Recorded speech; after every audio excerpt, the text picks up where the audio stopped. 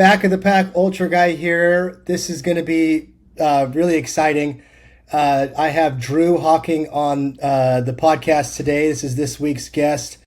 Super excited for this. I admittedly was stalking the Bradshaw Brute Ultrasignup list for other people that were signed up for it. And I saw Drew and just kind of started searching for him. And I was like, I want to have this guy on the podcast. I think it'd be so fun to talk about the Bradshaw Brute with someone else who's preparing to do it. So I reached out to Drew, and he's been kind enough to jump on.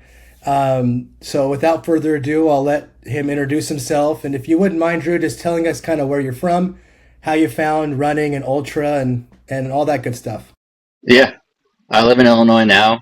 I grew up in Tucson, Arizona, but I've been back in Illinois for over 20 years now. How I found ultra running, I really grew up hating running. I was a soccer player. I think like a lot of ultra runners doing team sports and kind of transition into ultra running in adulthood. But hated running. I was fast as a kid, and people were like, "Oh, you should do track," and I was like, "That's stupid. I don't want to run for no reason. Like if I got a soccer ball, I'll go run and chase it, but I'm not going to go just run for no reason whatsoever." And about 2009, I think, I just happened to be at Disney World during marathon weekend, and I saw people walking around with their medals. I was like, man, this seems kind of cool. You know, kind of a bucket list thing people have is to do a marathon. So signed up to do that one in 2010. Miserable experience.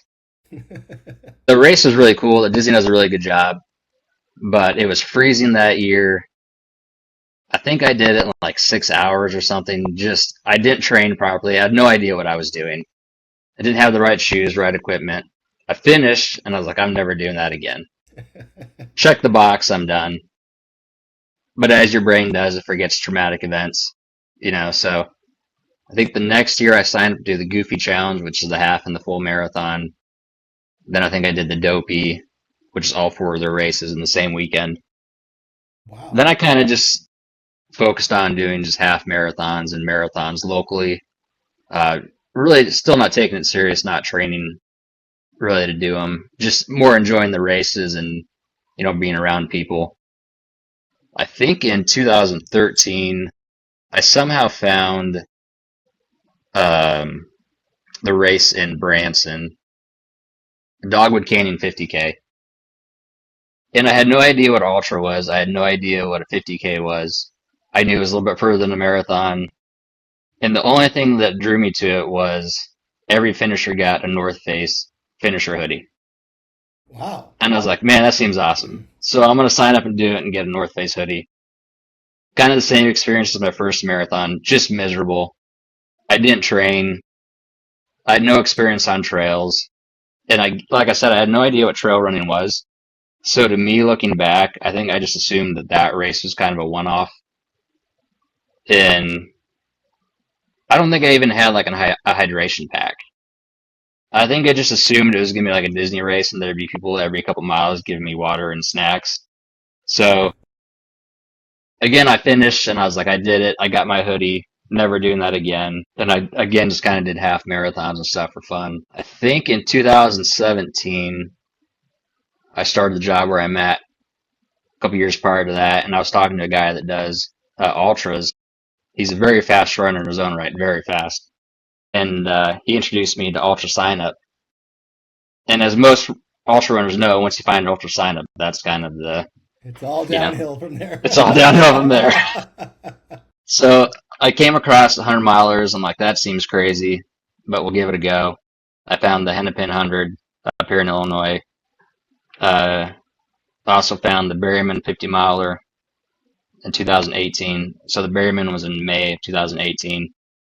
And again, I didn't train. I didn't know what I was getting into. I think kind of, you don't know what you don't know. And when you're new to trail and ultra running, you don't know how much you don't know. And I knew nothing about nutrition. I knew nothing about hydration, nothing about the equipment.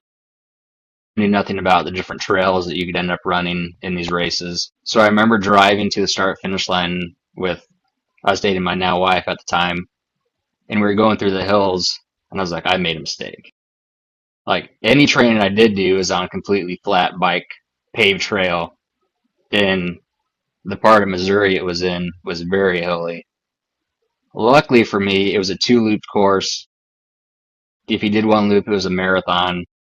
And I finished my first loop, and the lady was like, "Are you gonna keep going?"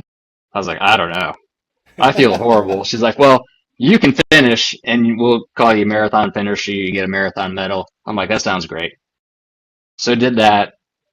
Hennepin was in October. I actually did that and finished. That was the first time my wife crewed me, so that was an experience for her.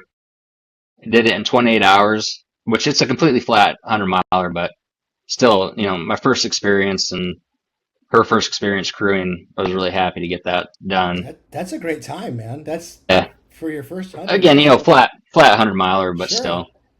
That's a good time. And kind of the same thing. I finished that and I was like, that's good. I got 100, I got the buckle. But then probably not a week later, I was like, what's further? And I kind of forgot about it. I was like, I'll probably do 100 down the road. Then I saw Cocodona the first year they did it. And I was like, man, growing up in Tucson, visit a lot of those places that Cocodona goes through. Kept watching it the following years and falling more in love with it through the live stream like most do. In 22, that I was going to do the race in 24. So at that time I hired a coach and was like, I got to hire a coach to keep me, going on track because this is a huge race.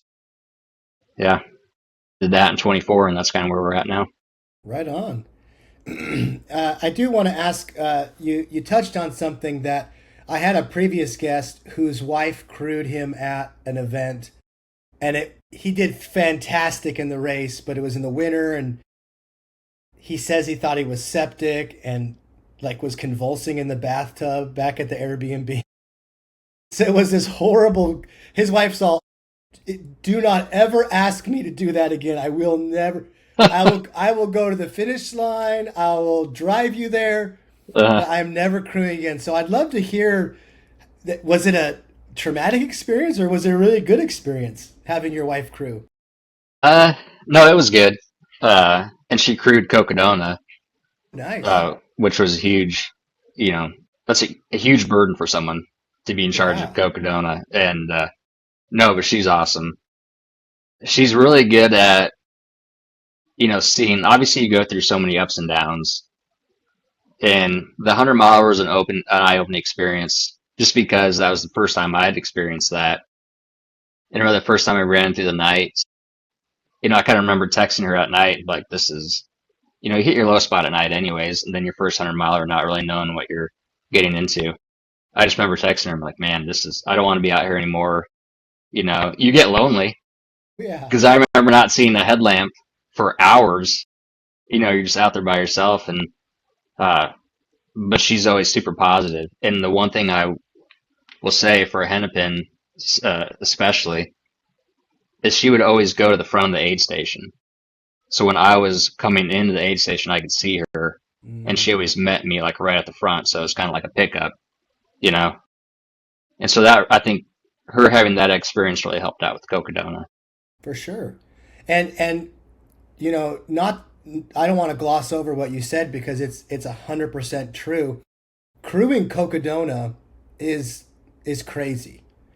Um, I I crewed a buddy of mine twice and helped pace also, and it's just I'm not going to say it's as big an undertaking as doing it, but in its own right, it's a huge undertaking. The logistics is insane. The crew never sleeps, and they're constantly moving. And you think, oh, I've got 4 hours at this aid station, and I'm gonna grab some sleep. They don't. They're out busy doing something. They go grab ice, whatever it is. It's such a burden, and so that's so special that you gotta experience that multiple times, especially at Cocodona with your wife. Did you have anybody crewing you also, or was it just kind of a solo adventure? No, for Cocodona, I had three pacers. They Nice. came from Illinois. Two of the guys work with me, and then another buddy who I actually went down and paced him this year. And then his wife also flew down and kind of hung out with my wife and helped her out, which was huge. But no, I absolutely think that crewing a race like that is a bigger undertaking than running because doing Cocodona is hard, right? Like it is hard, but you're just out there. And once you get into the mind space that you're just out there and you're doing it, you're just in that zone. Hmm. And you're just out in the mountains, hiking, running, doing whatever. That crew is constantly doing something, like you said. And even if you have downtime, what I came to find out, so they're always tracking you because they're always worried that they're going to miss you or you're going to Hmm. need something or not going to be ready. So, yeah, my hat's off to everybody that crews those races because it's no joke, and I do think it's harder than actually running them. Yeah, they don't get any sleep, and they're just constantly moving. I mean, my dad and a buddy of mine crewed and helped pace Cocodona with some other friends that also joined pacing. But I had two people full time crewing, and you could see the picture of my dad at the finish line. He just looked wiped out. It was like, God bless him. He's 75, I think, when he did it with me, and he paced me the very end of Eldon, over Eldon, and you could just see it in his face. The crew. I mean, yeah. Kudos to your wife. Kudos to your friends who helped you because it's such a huge endeavor, Yeah. and I don't think they know what they're signing up for when they sign up to crew. Well, even like pacers, like you said, you can't complain when you're a pacer. Everything has to be about your runner. And so it doesn't matter if you're tired and you're hungry, you can't complain about it because you can't bring your runner down. Yeah. And my pacers are fantastic. They just kept me going, and hopefully I did the same for my guy this year. But yeah. If you don't mind, Drew, I'd like to dig into Cocodona a little bit because it's just such a life, and it sounds so corny to say, but it's like a life changing experience. I mean, I think about it constantly. I mean, not all day, every day, but I do think Hmm. about it quite a bit. Um, what were your expectations going into the race? What was kind of where were you at mentally? Um, I'd love to kind of dig into some of the sections of Cocodona because it also really touches on Bradshaw Brute as well, which I do want to get to that. But I just love hearing Cocodona stories because I'm from Arizona, right in the Phoenix area, so I'm right in the thick of it every year. It's so fun to be up and around it, and I think I've crewed, paced, done it every year since its inception, and so I selfishly love to hear these stories. But I'd love to hear kind of more about your mindset and getting into the race, and then even parts of this the race, different aid stations. Yeah. So like I said, I had decided 2 years out that I was going to do it, and I knew I had to set that goal 2 years out because, like I said, I needed to get a coach. I needed to wrap my mind around doing 250 miles, and I didn't think mentally I could prepare within a year and be in the headspace I needed to be. Physically, I don't think I was going to be able to do that. Um, so it really helped me. And then so I decided in 2022 that I was going to do it in 2024. When the 2023 race came around, I just got even more excited watching it. And I'd kind of been not training specifically for Cocodona, but running obviously. And so that kind of reignited the fire to push, that the next year and prepare for it. I did have some injury issues come up before, which really hampered my training. So leading into the race, it was really, we're just going to finish it. And I'd kind of like to, dig into that a little bit too, just knowing the audience of this podcast. When I met with my pacers and my wife, we had a meeting before a few weeks out. And I went and did the training run, which, by the way, if anybody's ever planning on doing Cocodona, I highly recommend doing the training run just to be able to do that first section. And I did it Mm. fully loaded with water, like I was going to be on race day with all my stuff. Uh, I just think that's a great experience. But So we met and we game planned for it. And one of the things that we game planned for was if I came to an aid station just gone, just exhausted and done, what do we do? And we talked basically like shove food down my throat, like real food, make me get some sleep, wake me up, put more food, and get me going. So I actually went into, man, I'm blanking on is it Iron King? That was by Prescott, right out of the Uh, Granite Dells. yes. So I came into Iron King just exhausted. And I remember thinking there, and I was looking forward to that section because I actually hit that section during a training run the day before I did the Cocodona training run. Um, I remember being excited because that after you get to the Granite Dells, it's flat. It's a nice runnable section. Yeah. I was like, all right, we're gonna get through here. We'll get some, stretch our legs out and run a little bit. And I hit that section just like a zombie. Then I remember thinking like, what is going on? I was staying on my nutrition. I was doing everything that I needed to do and had been doing in training. And we got to the aid station. My wife's like, you need to sleep. Uh, so I ate some mashed potatoes, slept. Then I was laying in the back of our SUV thinking like, I can't go on. Like I've got, more than 150 miles to go and I'm already beat. And my buddy Stormy and his wife Sam were flying in from Illinois. She was pregnant. And I was like, well, they're currently in the air flying to me. I can't quit before I even hit 100 miles, you know? And the other funny thing too is I'd bought Cocodona merchandise and it was like, if I quit, I can never wear that. I Yeah. just got to throw it away. So, so woke up, ate more mashed potatoes and my pace was like, we're going. And we just took off and everybody complains about that section between Iron King and the Satisfy hmm Fain Ranch. I loved it because it was just flat and it kind of gave me a chance to recoup, reset my physically and mentally. And that was the only point in that race where I felt like quitting.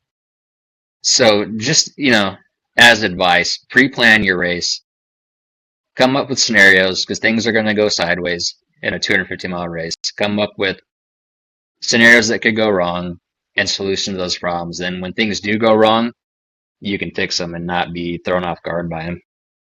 Yeah. And I also like what you said about the different thoughts you had that helped you kind of bounce out of that mood.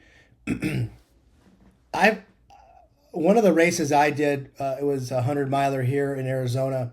I bought the belt buckle holder before the race, and because I knew I couldn't return it, no returns, right? So I was like, you got to finish this thing. And I even thought of that. That's why I laughed when you said that because I thought of that in the race. I didn't really think about quitting, but I thought, I don't know if I'm going to make this cutoff. And the thought was, you better make the cutoff because you can't return that stupid $100 belt buckle holder you Yeah. bought. You better. And so but those little tricks work. Like my friends are in the air. If I quit now, they're going to land. And what are we going to do? Go to lunch? No. Yeah. It's like you flew all the way to Arizona to go to lunch. No. And so I like how you stopped and brought that up for people because those little tricks do work. At least for me, they do. Where it's like, no, you got to keep moving. Even if it's cutoffs, maybe you don't feel like quitting, but you're like, I don't know if I'm gonna make this cutoff. You're like, no, you better keep moving. Your friends are in the air, or you bought some merchandise. You can't wear it if you don't finish. So, but you mentioned those different sections you liked. Um, I I didn't mind those sections at all. But what were your thoughts on the section from Satisfy Fain Ranch to Munns Park? That huge horse cow pasture area where like you're just constantly losing footing. At least my year it was I felt like I was stepping in holes the whole time, and you're going over the barbed wire. Yeah. I could lift my leg back over because you're exhausted. And you're climbing all over these things, and there's no flags. At least the year I did it, they were the flags weren't very uh, apparent, I guess. But hmm did you dislike that section, or was that one that you didn't mind? No, I'll be honest. I actually liked it, and I Okay. think for all those reasons. For one, it was dark when I did it. Mm-hmm. And the sky is beautiful Mm. because you're around nothing, so you can just see all the stars and everything. It is hard to navigate, and so just looking at our phones, and we just kind of plot a course and go, and then check our phones, and it took my mind off how much misery I had been in, and so I was just kind of able to reset and go from there. So I didn't mind that section at all. Yeah, it was funny. When the year that I did it, I had zero sleep plan because I'd never done a multi-day event. I had crewed and paced my buddy 2 years in a row and kind of watched what he did, so I just assumed that's the way I was going to do it. I never thought about it or even talked to other people about it. And I remember leaving the Dells and heading to Iron King, and I was a zombie too. And a guy that I follow on Instagram who's done Cocodona like 5 years in a row now, 4 years in a row, whatever. Jose Sosa, he's awesome. I had passed him at Camp Kippa, I think it was, and I was like, "Hey, are you going to the aid station?" He's like, "Oh, I'm going to sleep." And I was like, in my mind, I was like, "Why is he going to sleep so early?" I should have been like, "Oh, a veteran is going to sleep. I should probably." So it was at that section. I was just zombie walking, and here he just cruises by. He looked like he had just started. Just looked fantastic. I was like, hmm he slept. Okay, I'm doing this whole thing wrong. Well, Yeah, and so I go tried to ahead. sleep in Camp Yeah. Kippa, but I could not fall asleep. And I know you've hit it in another podcast, but I need to hit it too. That section after you hit Crown King up to Camp Kippa is miserable. Yes. Rightfully so, they give a lot of credit to the start to Crown King. That's a tough section, for sure. But that section, you go down to Rasta Creek, it's freezing if you hit it at night. Freezing. And that climb up to Camp Kippa is a beast. It is that. I did not expect that because no one talks about it. And Yeah. luckily, leaving Arasta Creek, there were a few guys that were leaving the same time I was, and they're like, "Hey, come with us because this climb sucks." And thankfully, they brought me along because going up there by yourself would be Yeah. That miserable. and it's freezing when you get up Yeah. there. It's just so cold. And then you finally get to Camp Kippa, and there's snow up there. At least my year, there was snow up there. And you go to use the bathroom, and they're like, "Oh, you need to use the bathroom? Well, there's a bucket on the side of the building." I don't know if you did you see the I poop think bucket? I want to say they put a bathroom up there because I don't remember the poop Um, bucket. man, I was talking to my coach. I actually met my coach at Cocodona. We did that whole section together that we're just talking about now. And I've talked to a few other people that had the poop bucket. And I mean, I was literally sitting freezing on this bucket. And if I ever run into these ladies, I'm so sorry that you had to see it. They like, it's right by the parking lot. So they literally were Yeah. like walking up into the aid station. They're probably volunteers or something. And there you are just sitting there and they've got headlights and they're just watching you. And you're like, what am I doing with my life? How did I get here? I'm pretty sure they put a bathroom up there. I could be wrong, but I think I remember a bathroom. And you know what? Maybe they were just playing a joke on all of us that for 2 years, and they were like, the bathroom's really on the other side of the building. We're just gonna do Yeah. this over here." Well, yeah, that I'm glad you brought that up because not enough people, at least when I was preparing to do Cocodona, I never heard anything about the Camp Kippa climb. And I'll see people in the Facebook group, like the Cocodona Facebook group or the Air Viper group, and they're always like, "Get ready for that first section of the climb," and I'm always like, "Guys, in fact, I saw one guy was posting. He's like, "Hey, all you veterans, Cocodona veterans, can you wear road shoes from Crown King to Camp Kippa?" And I was like, "No." No, dude. You don't want Nike Vaporflies to climb up to Camp Kippa, especially if there's any kind of weather. So it always just kind of reinforces this idea that not enough people talk about that climb. So I'm glad you brought it up because that I think everyone focuses on the first part and then Eldon, like those are the big Mm, climbs. But there's some nasty little punchy stuff in between there that yeah.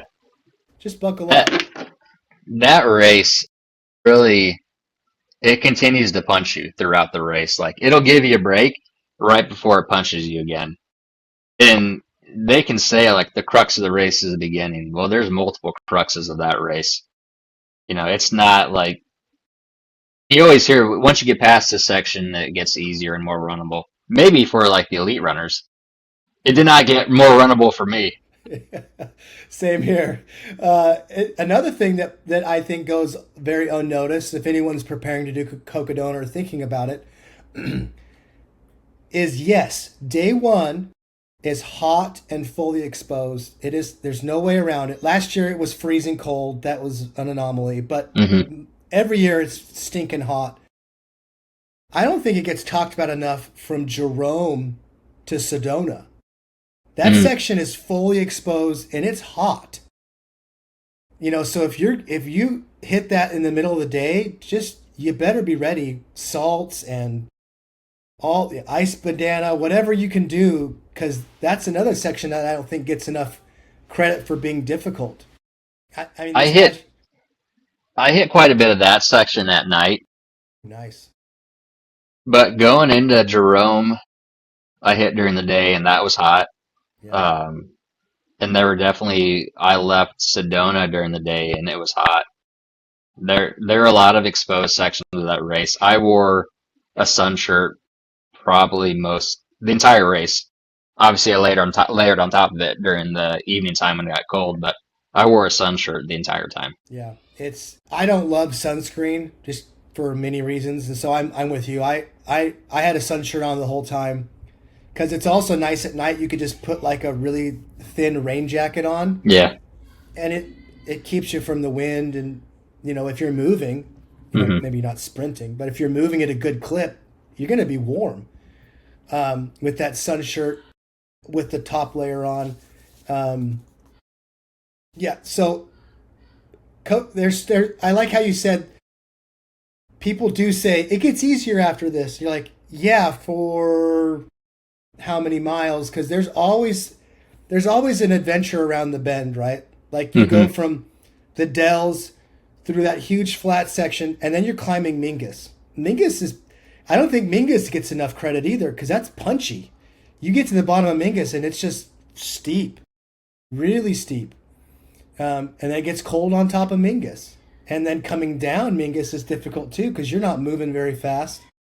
I guess Jim Wamsley might be moving pretty fast, but not me. Um, so yeah, Cocodona. I love talking about Cocodona. I'm super excited for everybody that's doing it this year. But let's dig into Bradshaw Brute because it overlaps Cocodona, obviously. You seem like you're faster than me when you did a 28-hour 100 because that's to me that's very impressive. That's very fast. Um, Going into Bradshaw Brute, you have the experience of Cocodona. What are your thoughts about the race? What How are you focusing on it different than Cocodona? Obviously, the cutoffs are tighter in the different sections, and there are some tough sections. I'd love to kind of hear that because I actually haven't talked to anyone else who's signed up for it. So selfishly, I wanted to pick your brain. Well, it's kind of funny when you brought up that you were going through Strava or Ultrasignup, because when you followed me on Strava, I'm not like an influencer, so I don't have like just a bunch of people following me. And when you followed me on Strava, I looked at your profile and you're doing air rapid races, and I was like, I'm for sure that guy's doing Bradshaw Brute. And he saw me in the entrance list and decided to follow me. Uh, but yeah, I took that portion so conservative, I think, during Cocodona. I really am excited to try and push it a little bit more to see how it goes. When you do it in Cocodona, you really, at least for like us, we have to take it conservatively because we're not elite runners. And we know after that section or after the first 100 and the first really difficult 100K, I would say, you still have a long race to go and you don't want to blow it all in that section. So now with the Bradshaw Brute, knowing that we don't have another 150 miles to go, I'm really curious to see like how hard I can push it and maybe go a hair lighter with my pack Mm, and just kind of change things a little bit. I carried 6 liters of water when I did Cocodona through that first section. I might try and go 4. That's who knows, but we'll see. I'm just excited. I do like running the desert because I'm in the Midwest now, and I grew up in the desert, so to me it kind of feels like I'm going back home in a way. So I didn't hate that first section. I kind of enjoyed it. And it wasn't brutally hot in 2024, so I think I got lucky too. But uh, yeah, I'm excited for it, and I'm excited it's the first year doing it. I'm also excited to see the course a little bit because it ends in the Granite Dells, which isn't 100 miles through Cocodona in the Cocodona course. yeah. So I'm kind of curious to see what they do with the kind of the back end of the course. Yeah, my coach and I were looking through the map and kind of Hmm. because we did it together. It was crazy. We actually did majority of that section together, not the first part, but the Camp Kippa climb and after Crown King into Prescott. And what it looks like, and I'm no mapologist, I don't know what the proper phrase is there, but what it looks like is it branches off of the Cocodona course. And then you go over into some other mountainous area and you start climbing up there and then drop down in and then go into the dells. Um, Kind of embarrassed. I'm a local ish and I don't know all the names of the mountain ranges, but somewhere it breaks off right.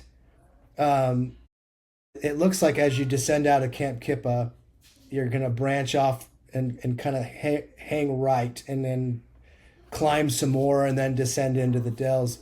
Hmm. Um, I think I'm with you. I'm excited for it. I had this experience at Sedona Canyons this last year where for like 80 miles, I'd never done a race with no pacers or crew. So this is the first time I did no crew, no pacers. And Bradshaw Brute, no crew, no pacers type thing. Hmm. Um, and man, it was the lowest race I've ever done. It was the only race I ever wanted to quit. I've never wanted to quit a race where I'm like, this I'm not having fun. I'm just I was whining a lot, and just mentally I was sad. Hmm. Maybe like my personality, I would just need people around, and I had trail friends that I met and saw all along the way. But it was weird because at Sedona Canyons, you branch off the Cocodona course after Tut Hill, and you kind of weave around the city, and then they take you up this climb, and then you descend back down into the city of Flagstaff.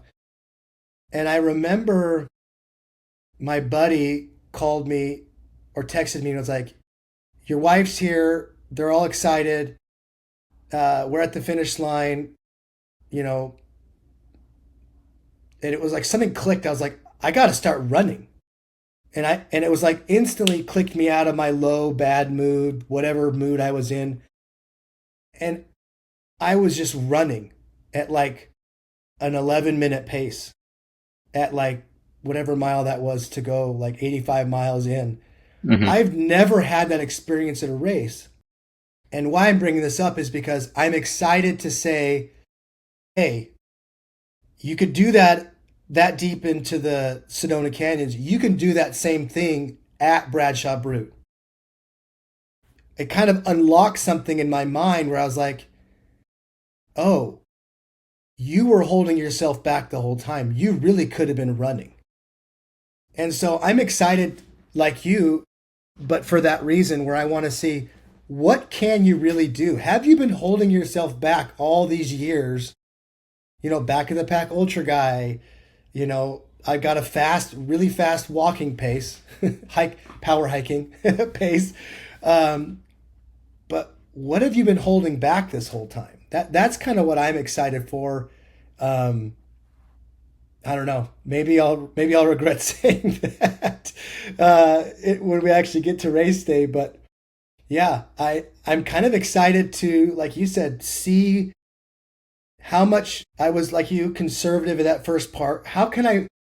I've been trying to think how can I push it during those sections, those tougher sections. Now that I'm not trying to keep all that fuel in the tank for the 250 miles, but how hard can I really push it in those sections?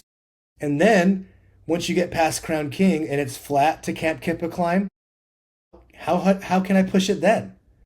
Because before I was just at night and me and Coach Lance were kind of just walking really, really fast. He's got a really fast gait. But what's it going to look like to kind of jog it out there at 13 to 14-minute pace? Hmm. So yeah, I'm excited too. Um, I'm like a camel. I'm not camel's a bad way. I drink a lot of water, so I definitely can't take less with me. I was actually filtering. My year was so hot, and there was no running water except for when we got to the very bottom of that dip before you start to climb to lane, and there was a stream that we were able to fill up in. But I was filtering like pond water essentially. And this one guy's like, "You're gonna get Giardia." I was like, "I'd rather have Giardia than be the guy that they helicopter out of here." Yeah. Because there's no first responders coming in on horseback or you know side by sides. But yeah, Yeah, so that I'm in excited. 2024, they actually it was the year that someone stole some of the water at that last water drop right before you make the final climb up to Lane Mountain. Really, I didn't hear that. So that's the usually they give you a liter of water, Huh? and it was they were giving you half a liter that year. Because people stole the water. Yeah, Oh my gosh.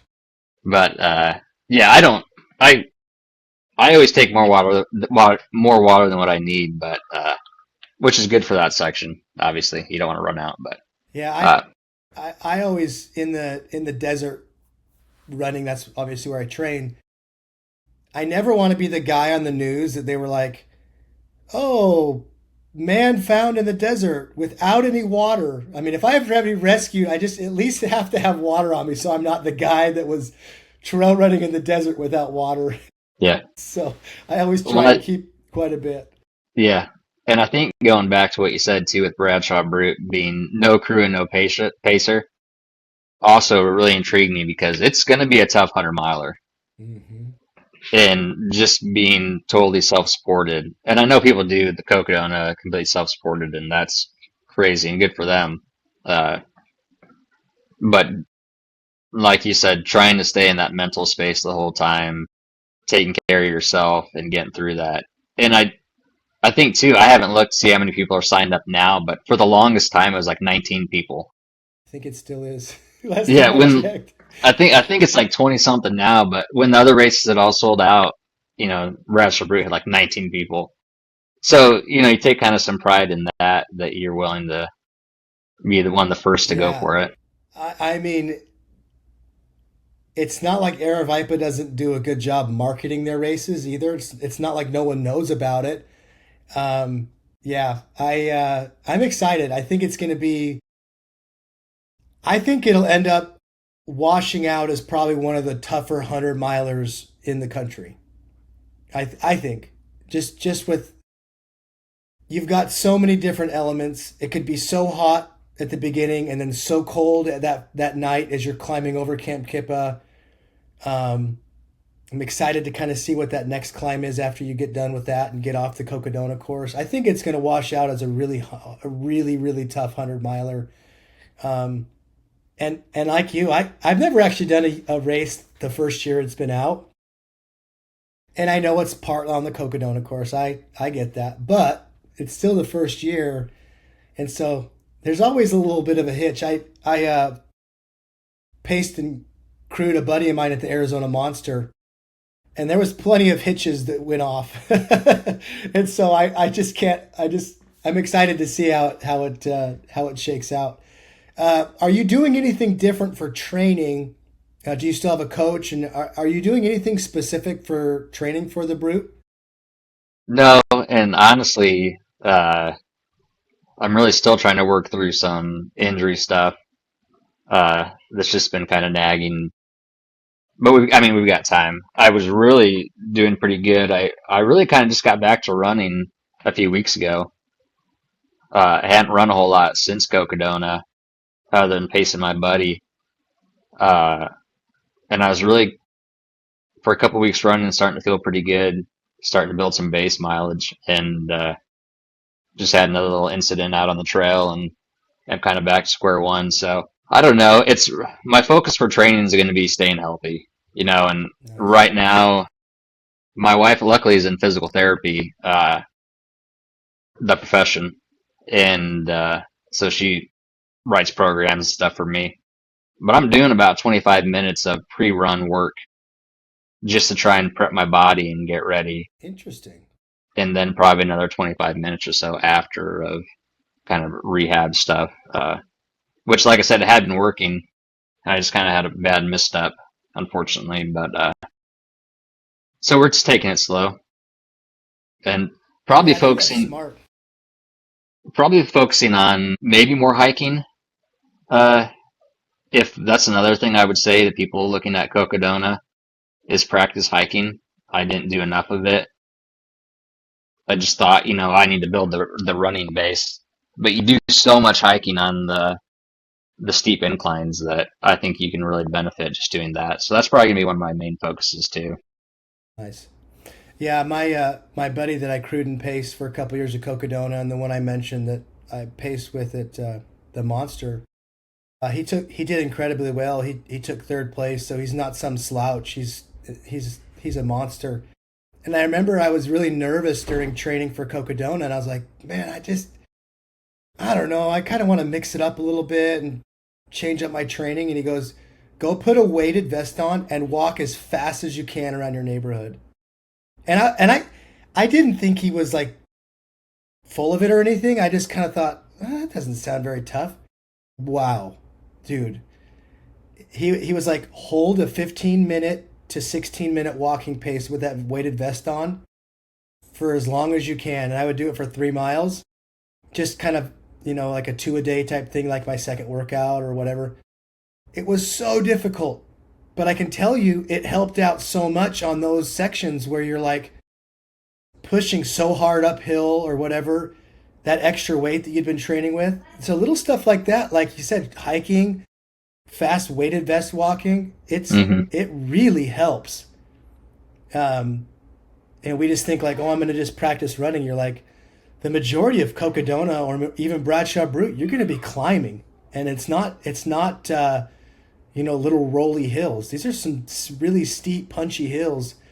So I think that's great advice for people. The hiking stuff is a huge um, weapon that I don't think enough people um, use in their quiver, so to speak. Well, I mean, I don't want to. I know it's getting late for you, and we could probably BS about running or watches.